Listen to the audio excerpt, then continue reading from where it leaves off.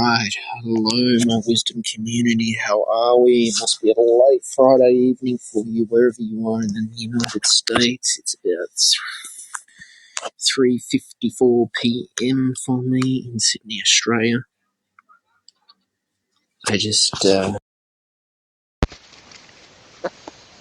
Hopefully you can hear me better with my headphones on. Just did some washing as well. I just did some washing. I had to wash my clothes. Definitely had to wash my clothes. You know. No, the topic for today's room is about. It's all about what honesty means to you, and should more people be honest in business, or be more honest in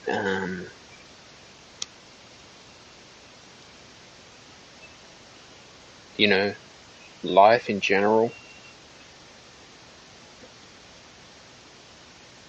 And basically, I think the more, if you are honest with your customers too, I think that it goes a long way as entrepreneurs. So if you're honest with your customers, you will find that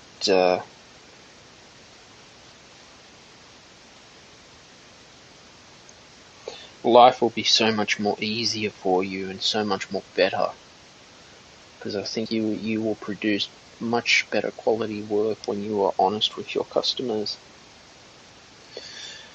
And I suppose honesty goes a long way in life as well, is another thing too. I think if you're honest, if you're honest with yourself about, okay, if I fuck something up, or if I haven't done the best that I could, I mean, that's what honesty is. I just think, there's such thing called karma in business, where,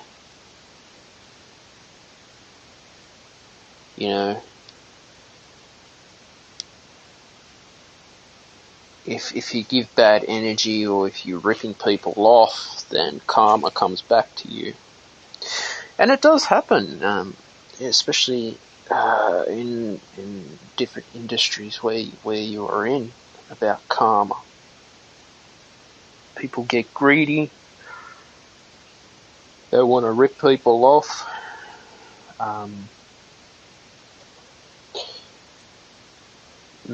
Manipulate customers to buy the most expensive item so I can look good on my stats and my KPIs, so I can impress my boss. Oh, look at me, because this is what we come down to. I used to work in a sales job, actually, and this is all sales jobs where expectations, they want, they expect you to sell a more amount of quantity per transaction. They want you to sell the big items, add-ons as well, and if you're not doing that and you're falling behind on the stats, then they just replace you. And this is what sales is. Is there honesty in sales? Is there any salespeople listening to me right now on Wisdom who would like to share their opinion about sales and what honesty means for you as a salesperson? I went for a house. I went to have a look at a house today, and it was up for sale. Went inside the place, and it had mold in it. And I'm thinking, real estate's are going to sell this place, and yet there's mold in the house. Like, come on. Where's the honesty in that? Where is the honesty?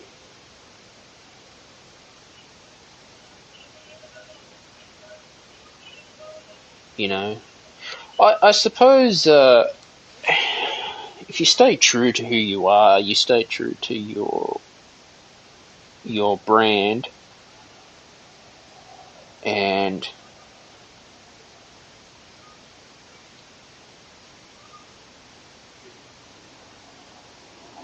you keep on,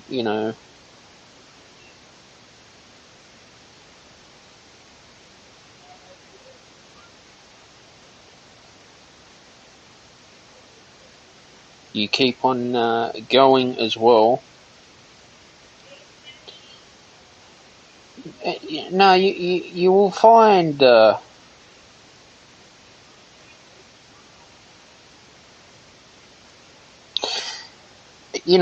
going to find if you stay true to your brand, good things will come from you as well. I think finding the your amazing clients come first, actually.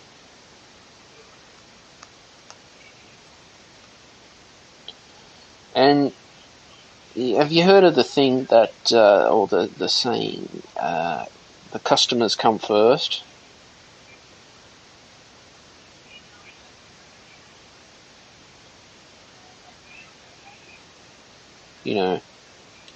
And that's what you want. You want your customers to come first. Customers are the ones that will keep you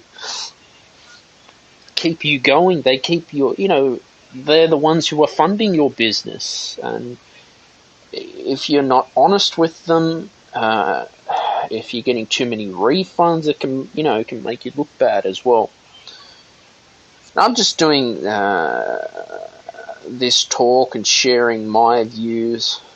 I'd like to hear what you think about today's topic on honesty and what honesty means for you.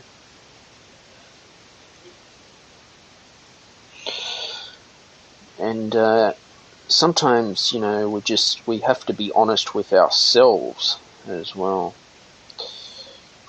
Just saying to, I don't know. Can I go and research for you? Is another thing.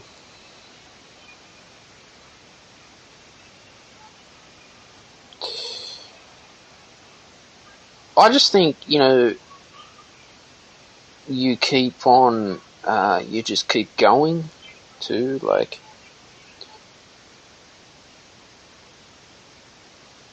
when you find your passion and you've uncovered the why,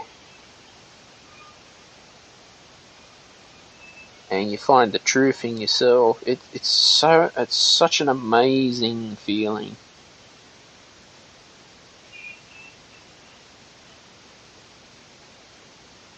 It is an amazing feeling.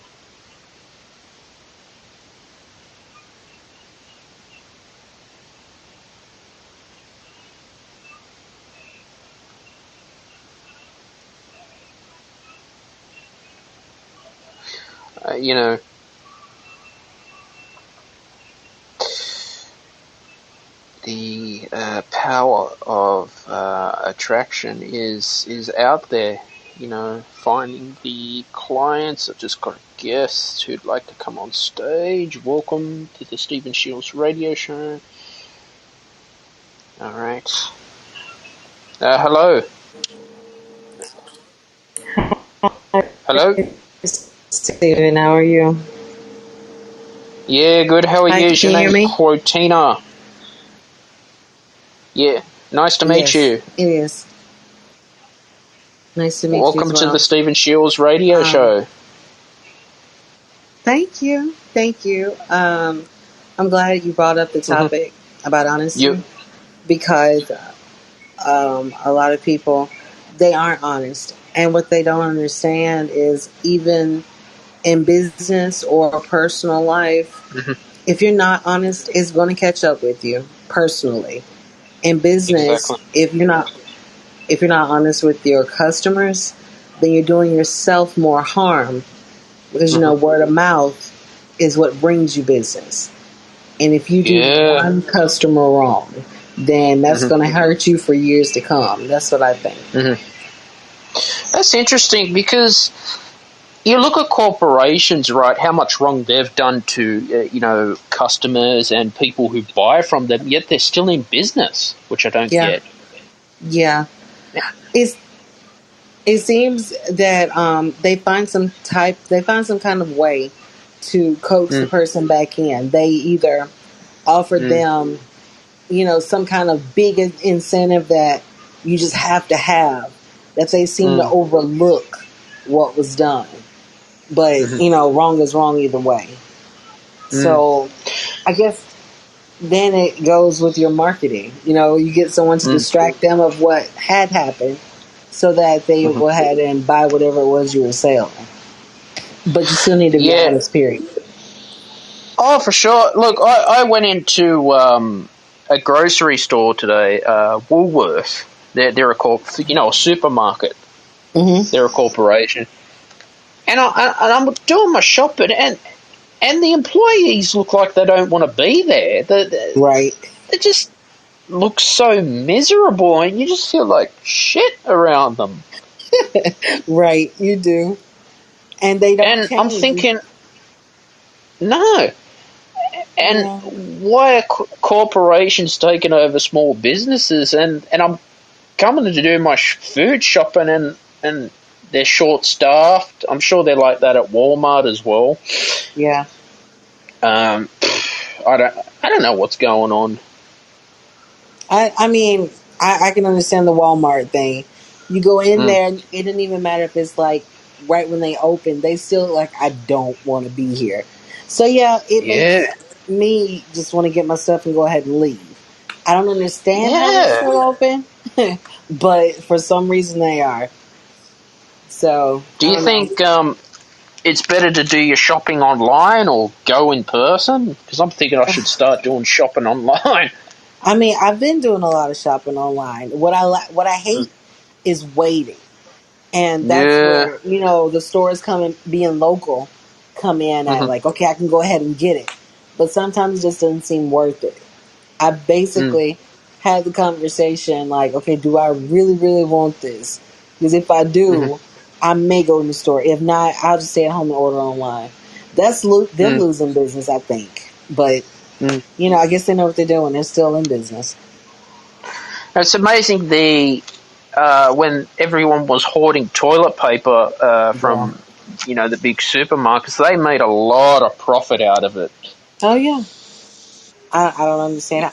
I mean, the shelves were empty in the store. But yet still people ran back every day just to go check to see if they restocked. That's crazy. But that goes with supply and demand. They made it look like we are the only people to get it, So they play on your emotions. Yeah. Yeah. But yeah, honesty is important. You have to have some kind of integrity personally and in your company if you want to stay in business for the long run. That's what you want. I think too, you look at Amazon, they've been around for 27 years, and do you think when a company gets too big, they start to get greedy? Yes. They get greedy and they get sloppy. I have an issue with Amazon right now because my reviews are really honest. So if I get a product that's not too good, I'm gonna leave that review. So they shut me out, saying, "Well, we've noticed some activity that's not positive." I'm like, "Look, I'm gonna tell you the truth." So you might as well open that back up. But yeah, with them being in business that long, you think they'd be more in tune with their customers, but they really aren't. They're just trying to get something sold, and they don't care how you feel about it, as long as you buy it. No, they don't. And good on you for speaking up and giving your review to Amazon, and it's your right to do that. Right. But they were like, no, you will not leave that bad review. So yeah, I'm like, yeah, I will. You know, but that's what honesty is. Yeah, and as I was saying before about karma in business too. Yeah. Yeah, it's weird. Yeah. But it does come back around. So Mm. it'll bite them in the butt sometime in there. I mean, Oh yeah. you get enough people, like if you do people wrong and you get Mm-hmm. enough people saying the same thing, it does not matter what you provide. People are just going to pull away because of their reputation that you set. So just Mm. be honest up front. And you made the example of working, as a salesperson. And, Yeah. yeah, I worked with a company like that, and they wanted Mm-hmm. you to sell, right? Mm-hmm. And the product was crappy. Mm. So when the person asks me, okay, well, they're ready to spend some money, and then you're supposed to convince them about this great product, and it wasn't. What do you do? Well, Mm. I couldn't go around with like, okay, this is like top notch for you, blah blah. I couldn't do that. So I just Mm. told them, look, I explained what the thing was, I explained the benefit, and what some of the negative things were. I told them all, so they have a choice. One thing Mm. you don't want to do is take a choice from someone, because once you Mm-hmm. do that, you'll have a big blowback. I mean, Mm-hmm. that happens with me. If you just Mm-hmm. tell me what to do, or if you leave out some things and you don't let me decide whether I want that or not, when I do find out, I'm going to be angry, and you're not getting my business. I'm going to make sure everybody else knows this is how that's that word of mouth thing. So I don't Yeah. think it pays. It doesn't pay to be your I, friends. I'd like to have you back on stage when the timer runs out because this is really good. I've been around, pushy salespeople who worked for Tony Robbins or Bob Proctor, and they use pushy sales Yeah, tactics. They're yeah. like, yeah, it's going to cost you $8,000 for, I think it's 12 weeks. You get, the meeting with Bob Proctor, yada, yada, yada. You can Oh change your wow. life. Yeah. Tony Robbins' coach wanted $4,000 for 45-minute Skype sessions. No way. Yeah, serious. He wasn't pushing me, he wasn't pestering me, but they try to use that hard selling tactic, and I hate that. Yeah, me too. I And was not. I'm going to go ahead. and you're going to piss people off by doing that. Yeah. But now they have workshops that teach people when they say no, this is what you say. And Yeah. I know, yeah, I worked for a corporation in Oklahoma City that Uh-huh. taught us, like, this is what you say and what you do when they say no. And Mm-hmm. I will say maybe 60% of the time, the person changed their mind. But I Mm-hmm. wasn't the one to just keep pushing it once you say no. But no, they Mm-hmm. have whole little scripts. Like if they say no, Mm. say this, say that. And I don't know. Mm. I can't operate like that.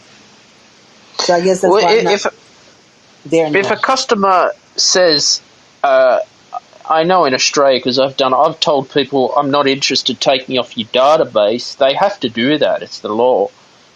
Is it like that in Yeah. the US? If a customer says, "Don't contact me Yeah. again," Yeah, it's the you know, same way, but they find some kind of way to come back anyway. Because because I've you been can on the, complain to. I'm sure there's a government thing you can file a complaint against them, oh and yeah, they get it's there. investigated. It's there. But You know. yeah, you tell them to take you off one list, and the next thing you know, you're on another one. So, Mm. yeah.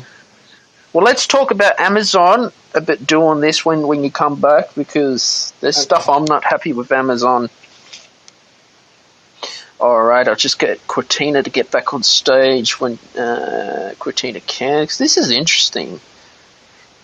All right, 3, 2, 1, and we're back. Okay. Yeah, Amazon. Um, they just keep bombarding my email with these newsletters, and then you unsubscribe, and they just keep doing it. Yeah. Yeah.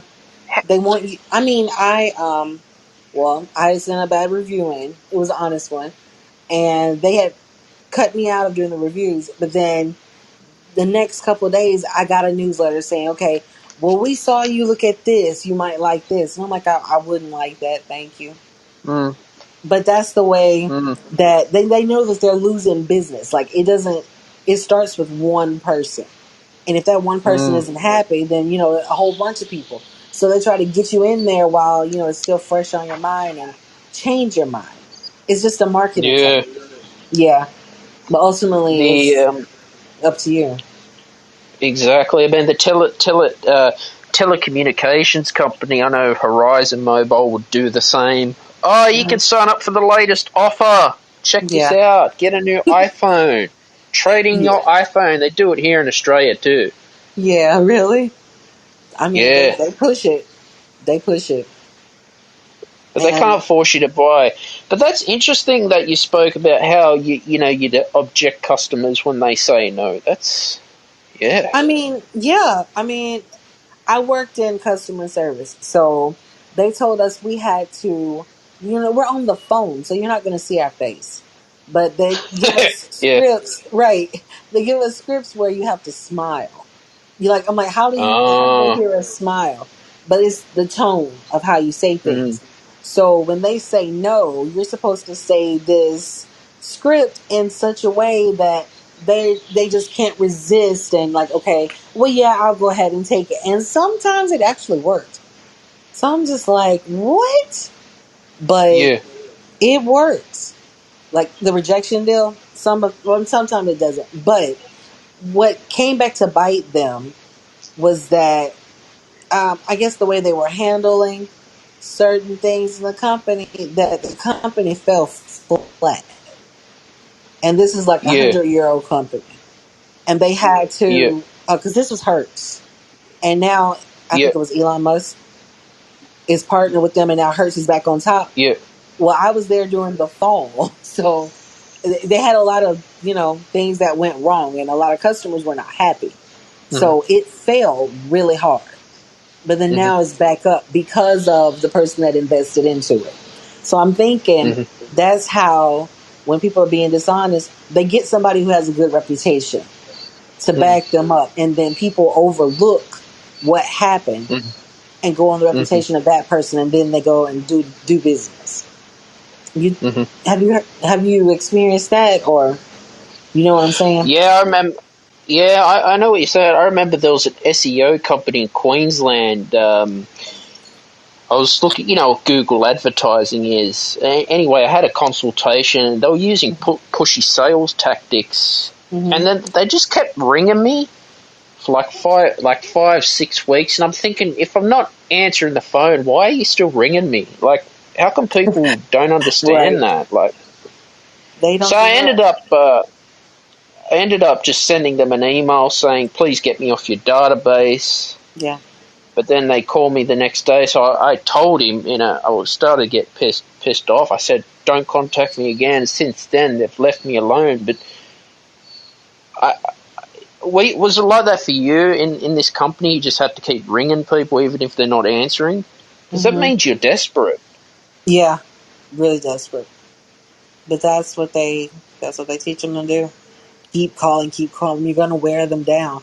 I would think, you're not going to wear me down. I'm just going to say no and stop answering. So now I know here in the U.S. what they'll do if they have the phones that say, okay, this is scam, that'll come across to let you know, like, don't answer, so you can block it. But now they get systems where they get local phone numbers.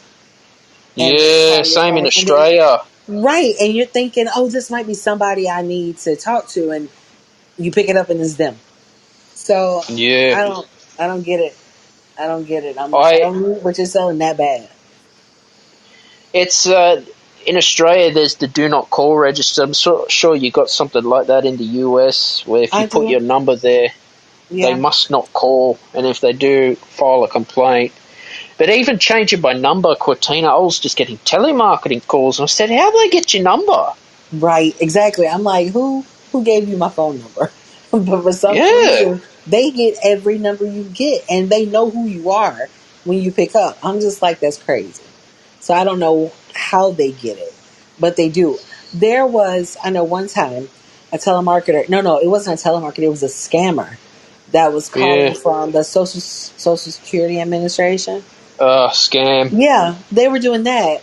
And then when you call, because they make it seem like, the police are going to come and get you and all this other stuff. Mm-hmm. But that's how they get your information. So I did a little follow-up to see if that was really that agency calling me. And they're like, their message said, okay, we know there are scammers doing this. Don't give out your information. And I'm like, if you're the organization, why aren't you shutting that down? But they never did. So I'm just, I don't know. It's crazy, but they allow it to happen. Even when you say like do not register, do not put my name on the register or whatever.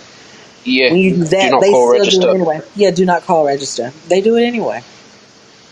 Yeah, I know the iPhone has a filter in it that it filters out spam numbers too, and I rang my provider. She just said just keep blocking it, and just that's all you can do. I mean, I've done that. I'm like, how many numbers am I going to have to block? Because my business phone is my regular number. So if I block that call and then I miss one, I'm going to be like, what the, But you have... That's the thing, no choice. too, Cortina. I learned this too. I had on my website, my personal number is my business number. I was getting cold calls, so I took it down. Yeah. Because people are going to cold call you during the day. Right. And But, yeah, if you can, try to get a business phone number and just use your personal as your own personal. I thought about that. They even suggest doing a WhatsApp number, and I'm like, people don't really trust that number. And then they had, I don't know if it was Google or whatever it was, they had a business number that way. You have someone call that number, and then it waits and it contacts you to connect you. I tried that, but I'm just like, it was easy. Well, I thought it was easier at that time, but it really wasn't. Yeah. It was easier to do my number, so it's crazy. With WhatsApp, it's all encrypted anyway, messaging. Yeah. So you got records of it too. But this is what's going on. I mean, there's all these scams, especially during the pandemic, where people were online a lot as well. Mm-hmm. So that's what we are facing. Yeah. So somebody's going to have to get really smart and get us out of it some kind of way to filter out what's, the scams and the dishonesty part. Something's going to have to happen. Something's got to change. But right now, that's what we're dealing with. Yeah. Something will have to change as well. Karma is out there and people ripping people off. It's not good. No, it's not. They haven't seen the consequences of it yet, but it's going to come. And when it does, it's going to be, it's going to be big and sweeping. That's what I think. Yeah. Tell me a bit more about yourself and come back on stage when the timer runs out. So what are you doing now? Okay. See, I'm an entrepreneur, so my company is custom packaging, labels and services and stuff, but it's a lot more than that. It's like I can design something that pertains to your company. So if you are, let's say, a painting company and you want to get clients come in, you want to offer canvases with, different pictures or something on it, I can customize that to help bring your company out. So it helps me. Right. It helps me get out and it helps you as well. Wow. How long have you been doing that for? 3 years. Mm-hmm. How are you enjoying your journey? I love what I do, but getting people to actually take it seriously, because when a person has their supplies set up with one company, they don't want to jump into another unless it's like financially beneficial. So like right now with the pandemic, people aren't really taking a chance on switching from. All right, Cortina, come back on stage when you're ready, because this is a very inspiring conversation on wisdom. In 3, 2, 1. Yeah, so Okay. exactly. I mean, it sounds like you're persistent. 3 years as an entrepreneur. Most people quit within 6 months. I've just Yeah. started. I've completed my first year, so Oh, I've good. paid my dues. Congratulations. And I yeah, I'm excited. I will tell you to keep going. And Hmm. I've learned that with entrepreneurs, you're not really going to get anything set in stone. It's like they Hmm. said 5 years. And I'm like, Yeah. when I heard that, I was like, oh my God, no. But I can see why. Because Hmm. now you're getting used to your company and the ins and outs of it and operating and, all the legal stuff or whatever. Hmm. But compared to the jobs that I had before, there was nothing wrong with them, but I wasn't happy in them. And Hmm. now that I have this company, I feel more Hmm. complete. That was my purpose and that was my passion. So I was Mm. determined to make it work. Is that where you are in Ha- yours? yeah, I'm in the same because I'm starting out, and it's been a lot of work to get my name out there, and you Yeah. know Yeah. prospecting. I did cold calling in the beginning, Hmm. starting out, so did all that, and it's a slow journey. Yeah. But it's worth it. It's Yeah, it's not what they make out in the movies. No, it's not. you They make it know, seem like you will start getting rich the first year. yeah. But yeah. No, I feel like, it's going slow right now, but Hmm. once it picks up momentum, if a mistake happens, you know how to bounce back from it and it won't be so detrimental to you. Mm. So I'd rather take this journey doing this, being Hmm. honest, because that's how your talk,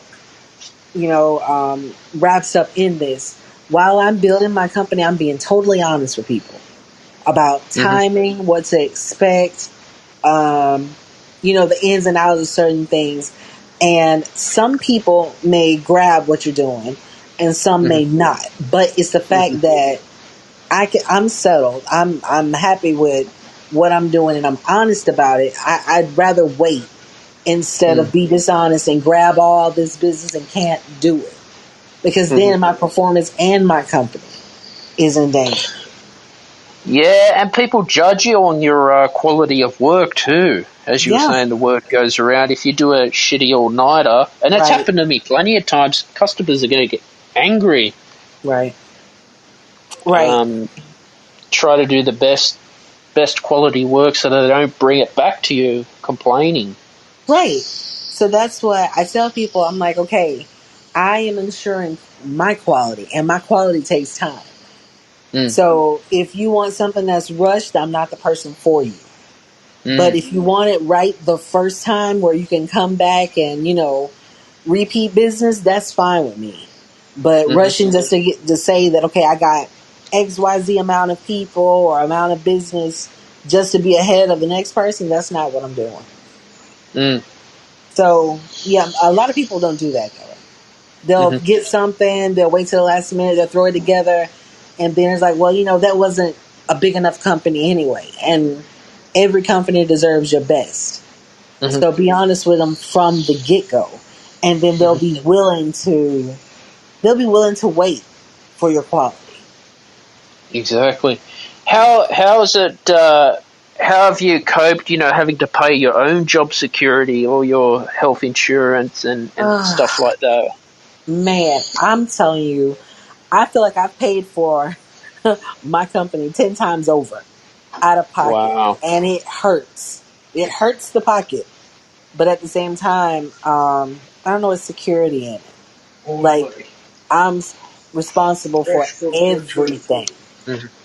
And then when you get that, and like if you're doing your taxes and you have to itemize everything, you're like, good Lord, I've spent a whole bunch of money into that. But Mm. I don't know, it makes me feel better because I don't have to depend on something else to do it. So I'll take it. Wow. What about you? Yeah, I do my company part time. In Australia, I don't have to pay health insurance. We got Medicare. Wow, really? Yeah, but when I was trying to do bookkeeping, I hated it. It was just throwing me off my work. I just couldn't do it.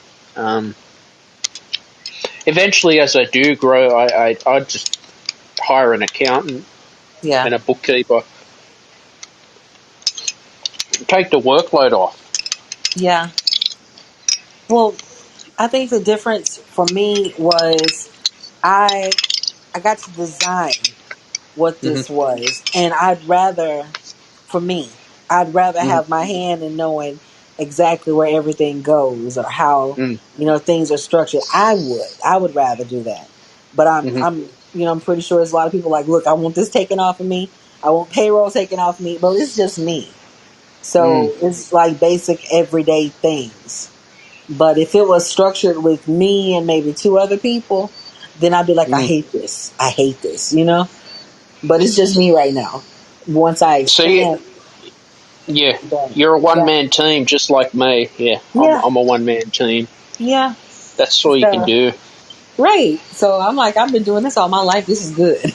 But when other people get put in it, then it'll be like, because I joined, it was like a National Small Business Administration, and it's out of Washington. We know where our president and stuff is. And I got to help make like certain legislation and stuff. So with doing that, I was able to get firsthand knowledge of stuff that affected people with small businesses. So I was okay with it just being me, because then I knew how to pivot if I needed to. And then if there was something that needed to be relayed to people, I was in a position to tell them that. So I was okay with how things are going. Wow. I'm not rich, though. I can't keep doing this. But, yeah, it's okay for right now. Wow. Yeah, you'll get there one day. As you were saying, it takes, 5 years before you start making your profit back. It just seems so long. It seems so long. But, yeah. Yeah. I mean, so look at it like this. If a doctor sets up a private surgery, they're investing a lot of money up front, or a dentist. That's true. Yeah. And they got more to lose, because if a patient goes and sues them, they're screwed. Yeah. Yeah. So that's why they fight for it so hard, Like, this is my life. By the sounds of it, you're passionate about what you're doing, and that's all you can do. That's all I've been told to do, is just keep going. Yeah. And you do the same. So I'm going to... This was a wonderful episode with you. Do you want to tell anyone where they can find you on social media, where they can follow you? Sure. I have a website. I'm going to spell it. It's teaq.org. That's teak.org. That's my website. It is all my socials. And when you go to that website, you'll be able to subscribe if you want to. And click on my little social buttons, and you'll be able to see everything I'm doing. That is so cool. Wonderful episode with you. You're welcome, and take care. You too. Bye-bye. Bye. All right, that was Cortina, and that was a really amazing episode today, and that was inspiring too, and really, I've learned a lot, and go and support Cortina's work if you can, and learned so much out of this talk. And that's all you can do with honesty and integrity in business, is just be honest with your customers too. And honesty goes a long way wherever you are in the world and what you're doing. That's what honesty is all about, is just, finding the right you in what you believe in. But this is the journey as entrepreneurs. When we start with nothing. It's not what the lean startup says it's going to be in the books. Forget the textbooks, honestly. Like, I've just just kind of stopped reading sales books because you just got to go out and do it and put it into practical use. Most entrepreneurs, they quit in the first 6 months because they find, okay, I'm getting all the rejection, because I feel the first year is your testing. It's testing if you're loyal. I run my company, Shields Productions, part-time because of medical, and I've proven that I'm loyal, and it's fun. I keep going. Occasionally, sometimes if I've uploaded a podcast, it might get taken down because of audio, but that happens, and sometimes we get things taken down, and okay, we might be tired or we've had a long day. Constructive criticism is always the best. But if anyone wants to come and chat with me on stage, this is awesome, because I really enjoy getting to know people on Wisdom who want to have purpose and value in their life and want to, go the extra mile and be the 1%ers like we are as entrepreneurs. And there is a lot of risks in it, and it wasn't an easy decision of mine to make in my life too. It took a lot of thinking, and I was like, was this going to be what I loved? What was I going to do? Well, it was music. I had other companies that didn't work out, but you try and you fail and you learn from your mistakes. I always just say, look, I have that gratitude where I'm thankful to have food on the table. I see we got a guest. We've got Catherine coming on to the Stephen Shields radio show today. Hi, Catherine. Hey, how are you? Yeah, good. How are you? Welcome. I'm good. Good to have you on. What have you been up to? I am hearing you talk about entrepreneurship and your decisions to do it. Mm-hmm. How long have you been an entrepreneur? 1 year. 1 year? Yes, 1 year. So as I was saying before about within the first 6 months, people quit because they find that's like they're establishing their brand, they're getting all the knockbacks, the no's, and when you've hit the 1 year, that's like you've paid your dues, I think, and it's a really good feeling. Yeah, well, congratulations. Welcome to the world of entrepreneurship. Thank you. Tell me about your experience with entrepreneurship, Catherine. What have you been working on? Well, I come from generations upon generations upon generations of both of my families of entrepreneurs. Wow. So both lines of my family are entrepreneurs. Uh-huh. And so that's the community I grew up in. Wow. So I've always been an entrepreneur. Yeah, that is so cool. Most of my family were employees. I think my father tried to have a business. He went broke, ended up losing the house, being a truck driver. And it does happen, and it's sad. Yep. But it's, my grandparents were always employees their whole life. They weren't a big fan of me being an entrepreneur because, you got the whole job security because your boss does all your taxes or your health insurance where you are, and all your savings. You end up taking on a lot of responsibility.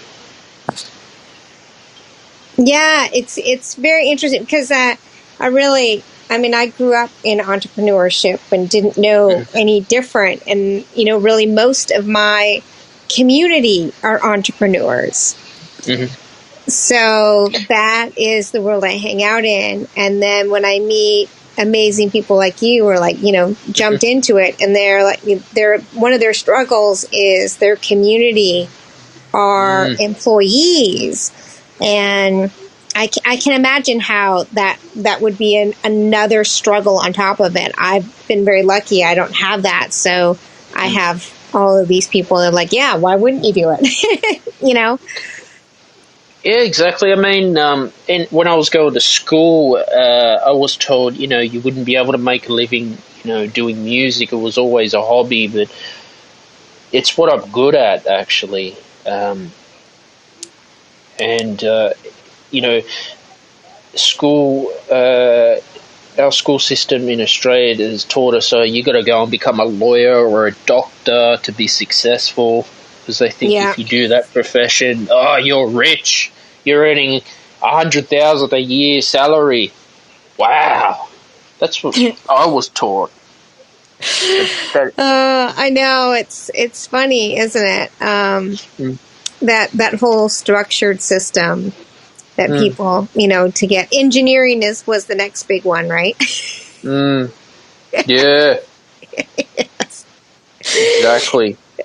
So how do you have a mastermind group of other entrepreneurs that are on the path with you? Do you have, other entrepreneurs that you meet with, or how do you do that? Yeah, I got one who's on my podcast a fair bit.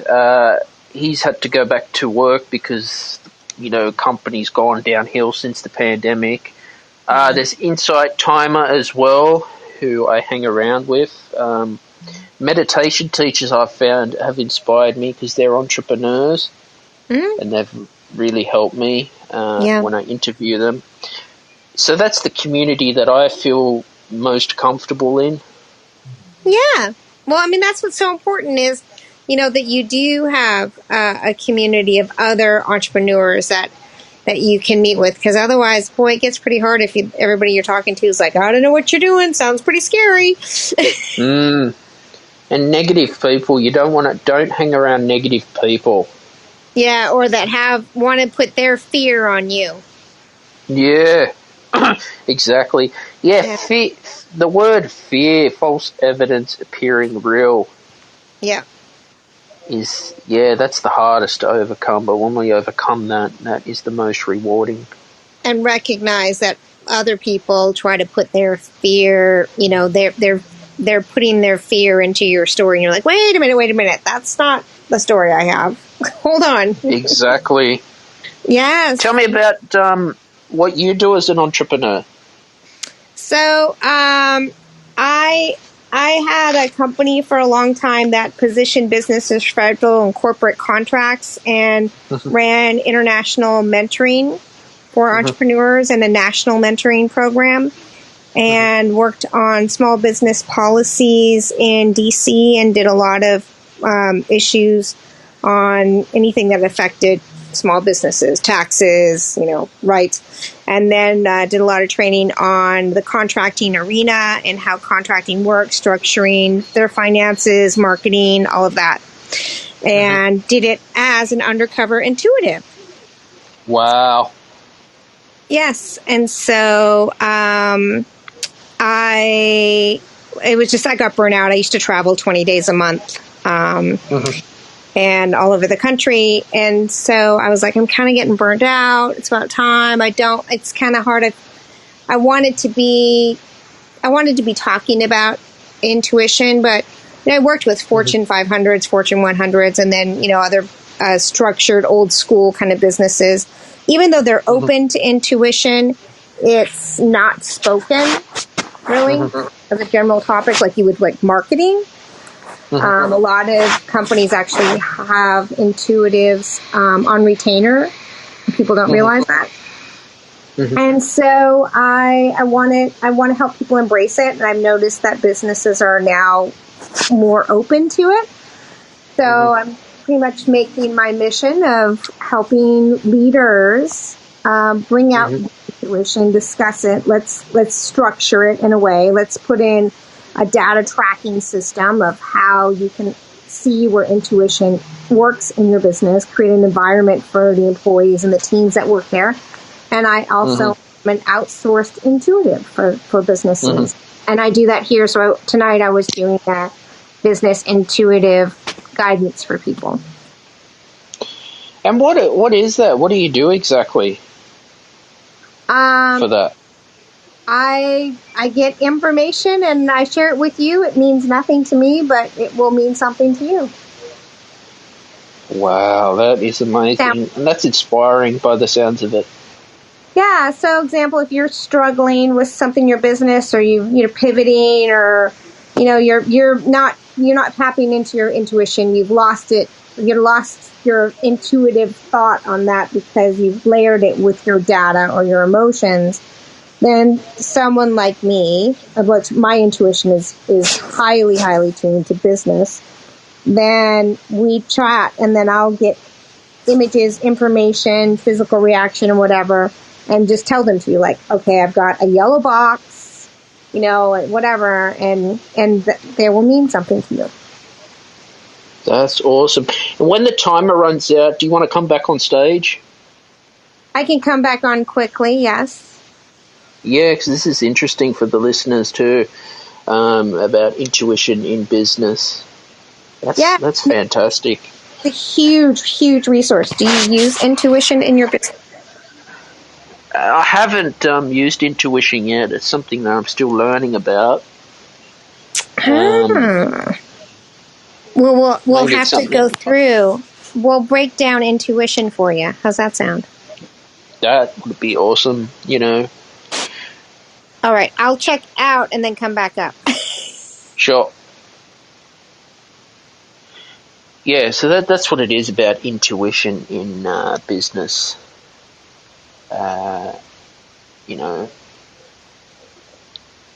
Just get back on stage.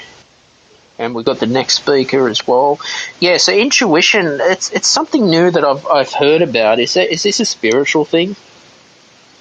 I mean, yeah, because I talk in business world, I don't really refer to it that way.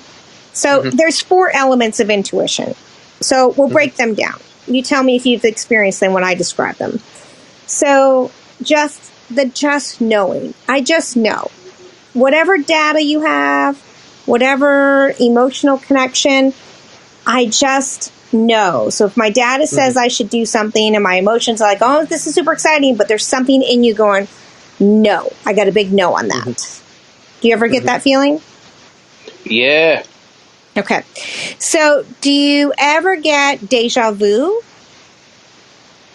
What's deja vu? When you have an experience, you're like, whoa, I feel like I've been here. I feel like you've said this before. Occasionally. Okay. All right. So have you ever had where you either have an image of your mind of what something's supposed to look like? Maybe a logo, or how your website, that you have like this vision, and then when you see it, you're like, that's it. I can't describe it. Or maybe you actually had the picture until someone draws it. Do you ever have it like that kind of image? Yes. All right. Do you ever get a word that pops in your head and it's so clear, or it's almost like it's so clear, it's almost like you can hear it in your mind, or you just know how to suddenly say something the right way? Yes. All right. Do you ever get the feeling in your gut of something's not right or something you need to do? Yes, sometimes. Do you ever meet someone and you just kind of have the warm fuzzies, as they say, and you're like, well, I feel like we've met before, or there's some sort of physical reaction? Yes, or if I don't feel comfortable with that person. Yes. Yes. You are an intuitive. Ta-da! My work here is done. And sometimes I wanted to, is there times you could have a client that you don't feel comfortable with or you don't connect with, but they still keep buying from you, or they argue with you too? Have you had that? Well, I'm a big at saying no, so, or making my prices so high that they don't come back.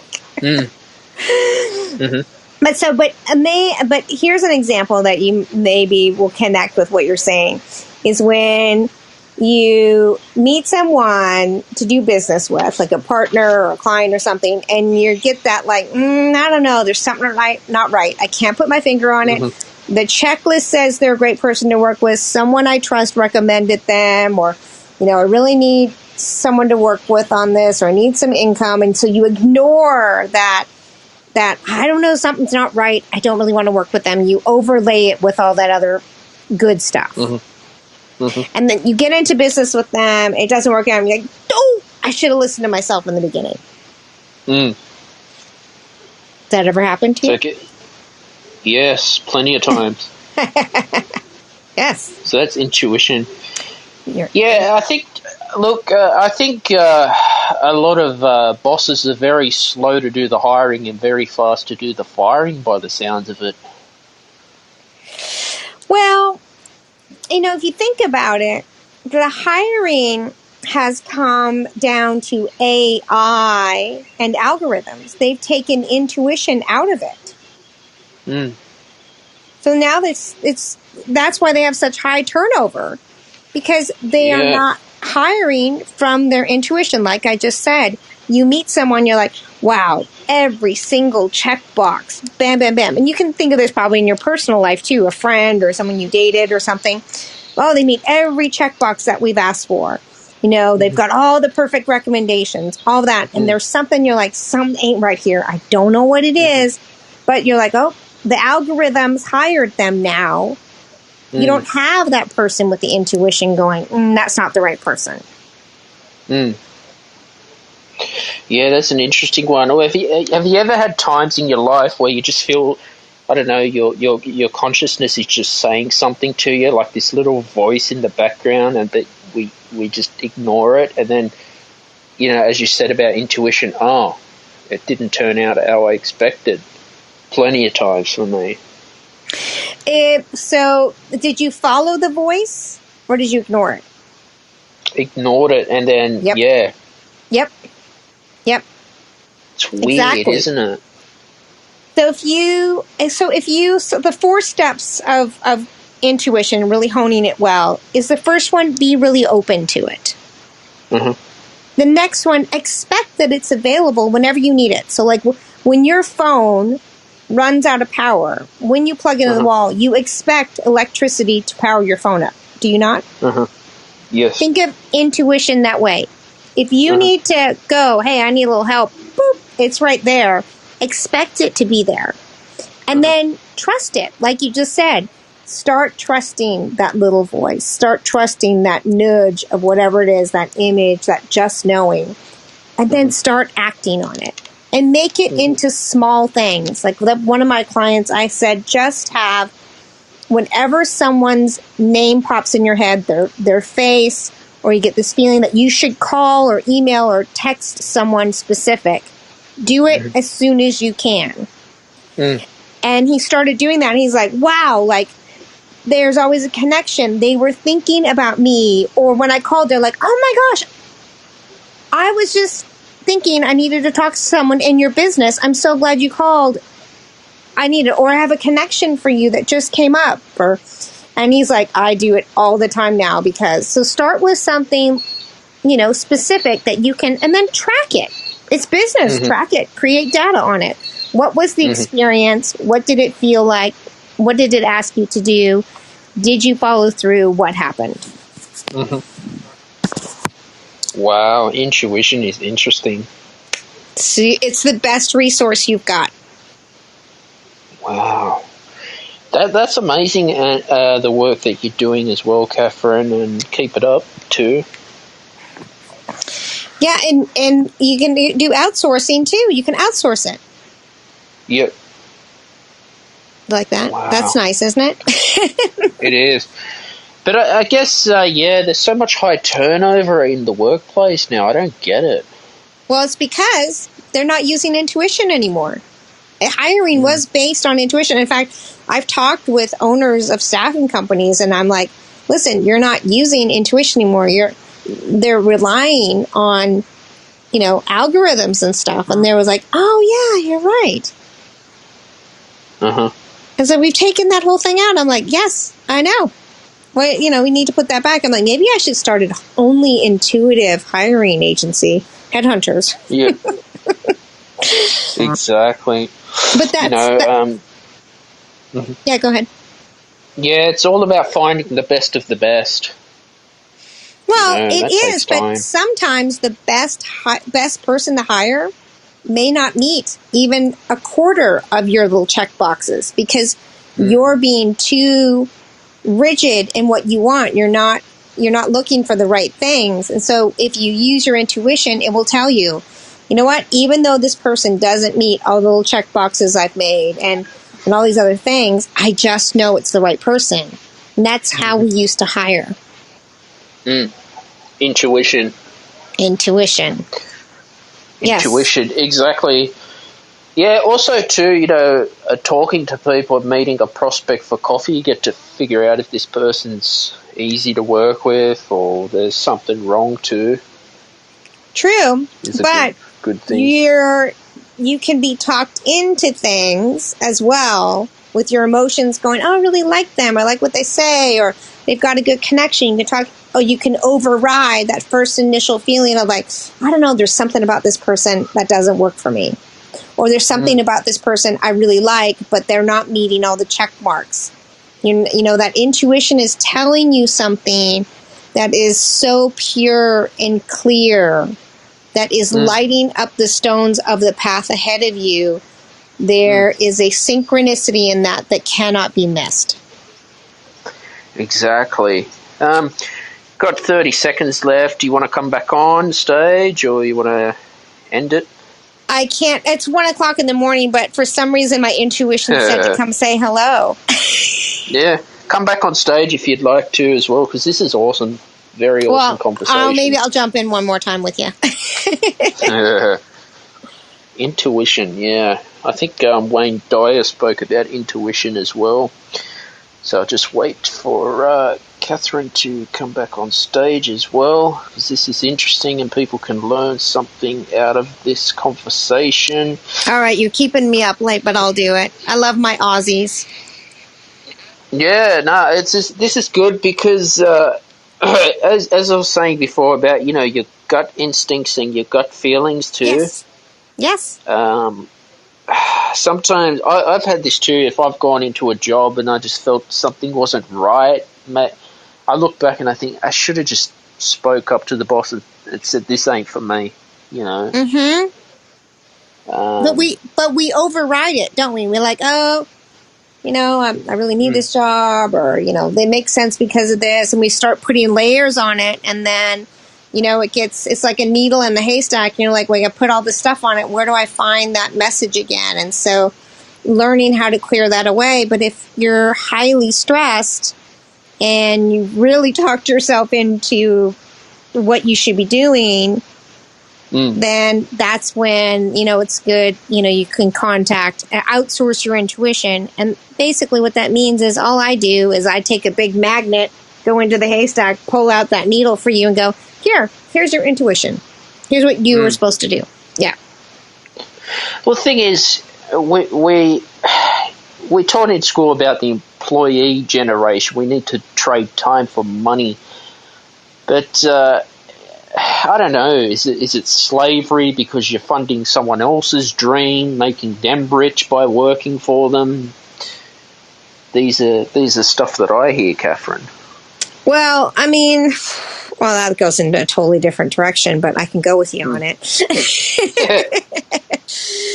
Well, the society has been structured in such a way for a very, very long time in order to put human beings, in a position where they are busy and working so hard. And the financial system has been set up in such a way that we are constantly in debt, that we are slaves to the debt. We have to buy a new phone every few years. Now that it's 5G, certain phones, you can't get a flip phone to work anymore. You have to keep upgrading. And yes, so that is a form of slavery because we have to keep buying all this stuff. We've only got the information that they provide us. It is structured that way. Will it be structured that way forever? No. It's changing.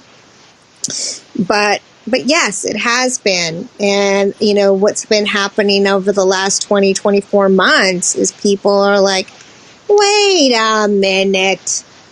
They're wait, this isn't what I want. And in my experience, a lot of big leaders, are saying, all right, we need to change. I get calls about intuition and how to start implementing that in their business. And more, that's really opening up. So there's a shift happening in a very, very exciting, positive way. Yeah, this is what we call the debt society now, where debt is a normal thing. Debt wasn't normal 50 years ago, but it's like, oh, okay, put it on the credit card. There were no credit cards. It wasn't until they put in the Federal Reserve there were no credit cards then. We were on the gold standard before that. And then the credit cards came in and all this credit. And then before we know, we had like the leasing and we had like all these ridiculous things that, no real money actually exists. And the goal to have no cash. What does that mean? So, I mean, this has been going on for a long time. And the Federal Reserve everything's based off the U.S. dollar, which that's absolutely ridiculous as well. Yeah, the exchange rate too with the Aussie dollar and the US is weak. Well. I mean, it's not bad when I come visit you. It works out well for me. Yeah. Exactly. But why is that? The US dollar wants to be the most powerful dollar on earth. Well, it's based on a lot of the banking systems, the banking cartels. There's a very, all the banks are owned by a very small few, just like so is the media. They're all owned by a very small group of people. And it's in order for them to just keep. So here's how it works. So basically, you need to get money from me. I'm the Federal Reserve. I don't have money, but what I do is I just make money. So I give you a piece of paper that looks pretty. And then what I do, which I think is amazing, I charge you interest on that piece of paper, which actually has no value to it. This is where debt comes from. We're paying this debt of fake money. And they keep printing more because they just keep charging more debt. What happens with the debt? The debt to the government then becomes a tax. Then that tax keeps going, and then that just gets spread out into everything else. Well, it's the same thing in Australia too. The Australian government's in so much debt. Yeah, it's globally that way. Yep, it's globally structured that way. Yep. And quite possibly, you hear about a war with China in the future. That they go to the G7 summit, blame China for everything, and yet everything's made in China. Oh well, yeah, it's been rough on you guys. It's been really rough in Australia. Yeah, and the Kiwis, the fact that they're willing to bend over backwards to help the Chinese has really killed a lot of your industries as well. I know that your wineries have been really hurt from that. I wish we could go back to the old days where things were made in America or Japan or Australia, handmade. Now it's all mass production. Don't you worry, my friend. We're headed that way. One day. We're headed that way. Yep, sooner than you think. Sooner than you think. Yeah, and then we hear about Vladimir Putin and Russia as well in Australia, and it's like, what's Vladimir Putin got to do with Australia? Yeah. Weird. But yes, I mean, a lot happening. Out of all the news, no one talks about Canada. Yeah. I'm actually a Canadian citizen as well as a U.S. citizen, and I don't talk about Canada. It's an embarrassment right now. Wow. Yeah, but it's nice to talk to you, Catherine. I know it's late for you. Where can people find you on social media, or get in touch with you?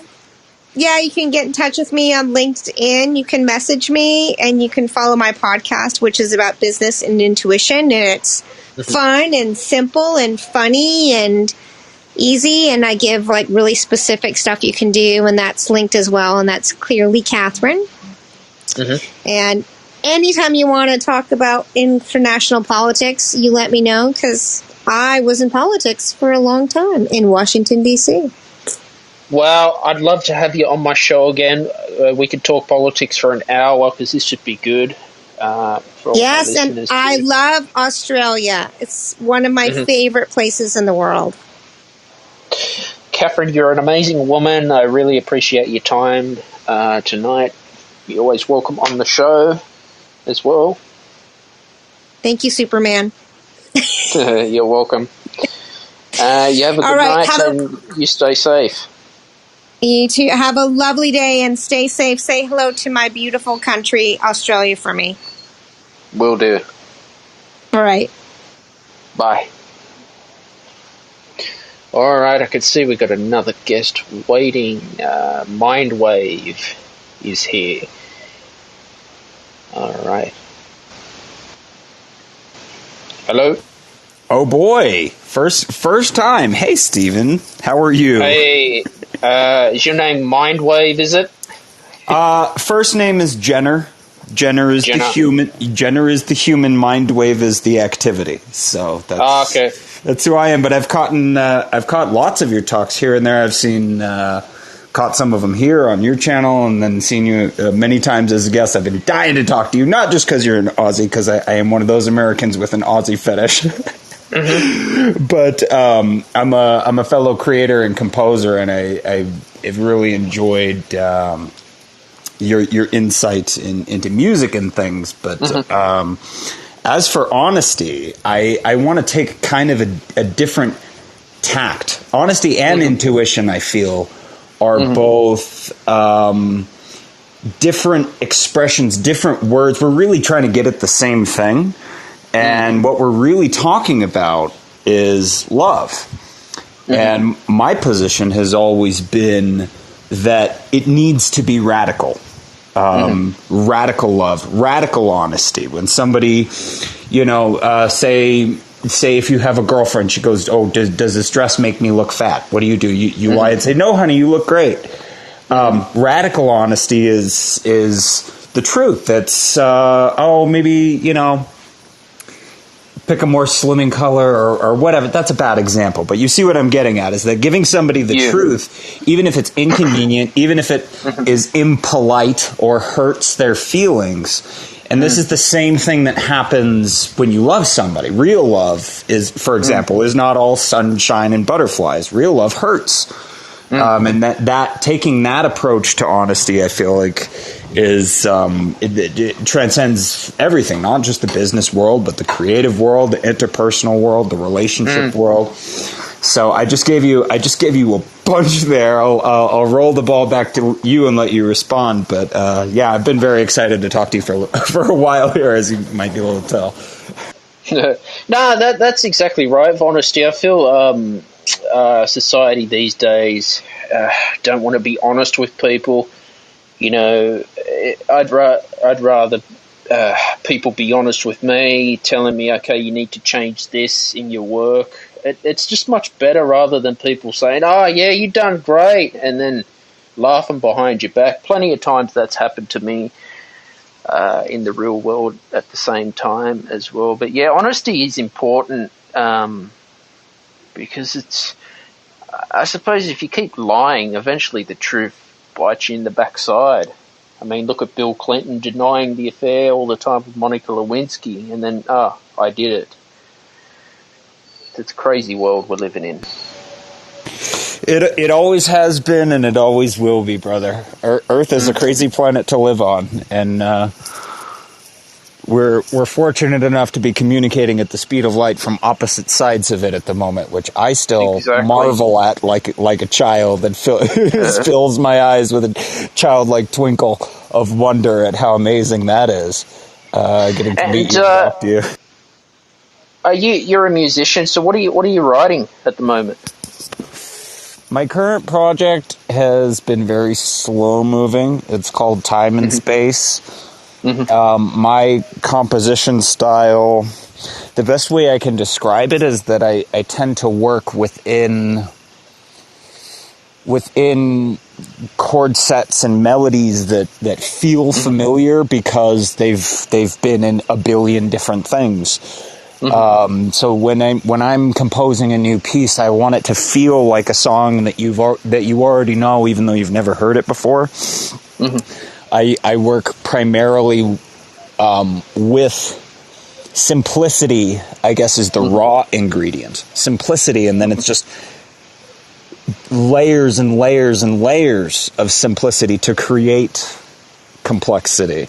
I'm mostly kind of cinematic soundscape type stuff, and this project is about slowing down to kind of get into almost contemplative, meditative type spaces, giving the song a room to breathe, as opposed to being like, okay, here's the intro, and then it's the chorus, and then we go to the bridge, and then we go to the verse 2, and then we come back.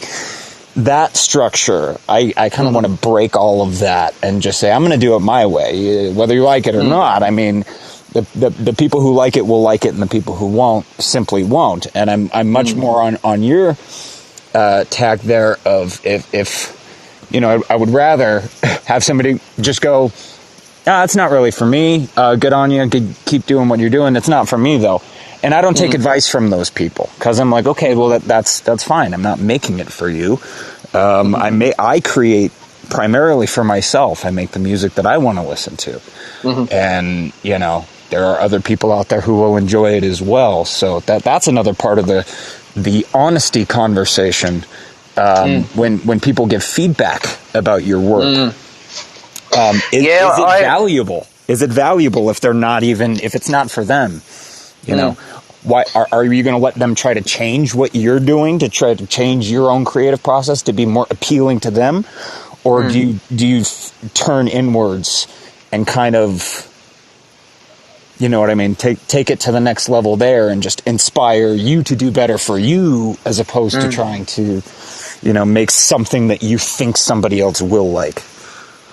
Oh, for sure. You know, I can remember in my university days, the lecturers would be so honest with you, but they'd be rough. Like, if they thought something was bad, they'd demoralize you, especially in classical music. And it sort of toughens you up a bit, too, prepares you for it. Everyone has their own ways in reacting to honesty as well. It can be hurtful, but if someone's doing it for the best for your future, I think they're doing you a favour. But there are some people that can be arrogant and be honest at the same time. But that's when you go to university, they get very strict. Like, I'm talking strict in music. You always have to kind of be your own judge, jury, and executioner of the critics. Certainly valuable feedback, and this is a really important thing. The only feedback that has value, if it's critiques, trust me, I want constructive criticism. If the criticism is constructive and it's meant to build you up and to help you improve, that is real criticism, that's real feedback, that's to be valued. But there's so many people in this world who will just say, I don't like that, you know, do it different. And then that's where you kind of have to step in and defend yourself, defend your own creative process. And say, no, I made this for me and I like it. And frankly, at the end of the day, you don't have to. You don't. I'm not standing on the corner trying to sell you my mixtape. To use that metaphor, but and sadly, that's what goes on in the music industry, because it's very opinionated at times, especially when you do an arts degree. If a professor doesn't like the way you play Beethoven's Sixth, they mark you down on it, and you want to interpret it the way you want to play it. But I want to say thank you for coming on stage. Is there anywhere people can find you on social media before I close the room? I don't really use social media anymore myself. I have the website studiostargazer.org. We do podcasts and theater pieces and audiobooks and things like that. Try to bring stories to life with music and sound and things. So just the one place. I don't get out a whole lot. This is the extent of my social interactions, is coming here on Wisdom and meeting awesome people like you. So Thanks for giving me a couple minutes on the stage here to just say hi and introduce myself. I admire what you're doing, and please keep doing it. I will. And thanks for your time for coming on today as well. Absolutely, man. Well,